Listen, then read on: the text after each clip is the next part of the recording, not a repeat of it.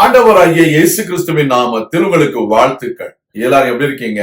சோமா இருக்கீங்களா? சந்தோஷமா இருக்கீங்களா?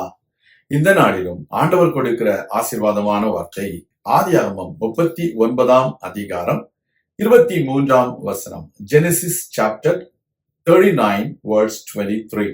கர்த்தர் அவனோடே இருந்தபடியினாலும் அவன் எதை செய்தானோ அதை கர்த்தர் வாய்க்க பண்ணினபடியினாலும் அவன் வசமாயிருந்த யாதொன்றை குறித்தும் சிறைச்சாலை தலைவன் விசாரிக்கவில்லை. அருமையான தேவனுடைய பிள்ளைகளே, அநியாயமாக குற்றம் சாட்டப்பட்டு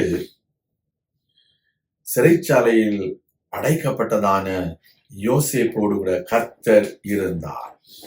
அவன் செய்வதெல்லாம் வாய்க்க பண்ணினார்.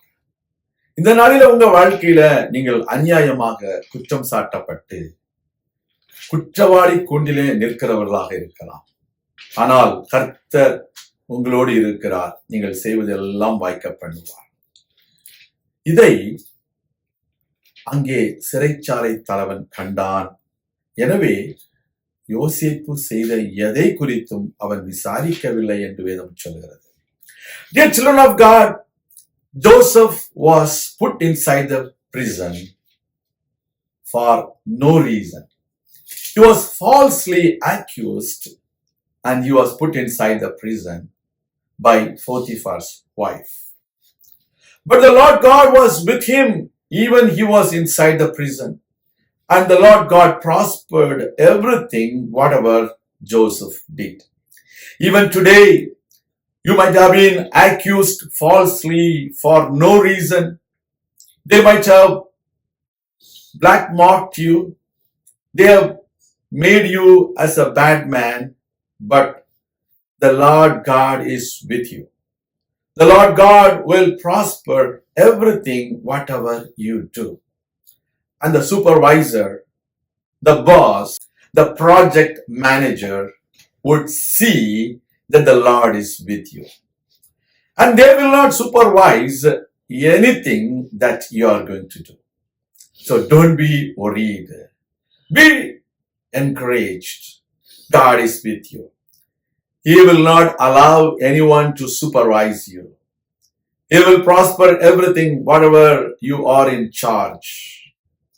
The people, those who are working under you, those who are working around you, those who are working with you, those who are in position will see that the Lord is with you and everything, whatever you do, shall prosper.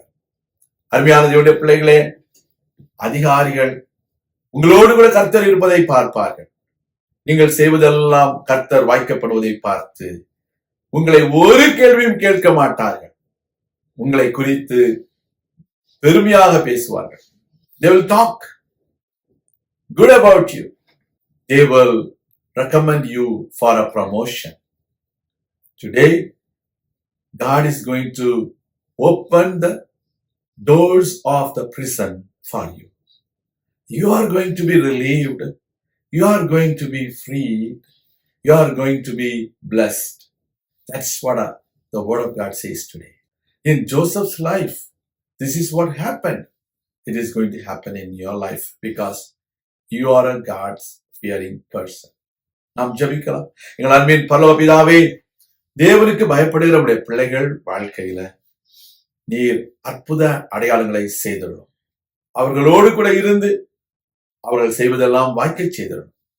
அங்க இருக்கிற அதிகாரிகள் இதை பார்த்து உடைய நாமத்தை மகிமைப்படுத்த கர்த்தாவே உதவி செய்திடணும். உடைய கரங்களிலே எங்களை தாழ்த்தி ஒப்பு கொடுக்கிறோம்.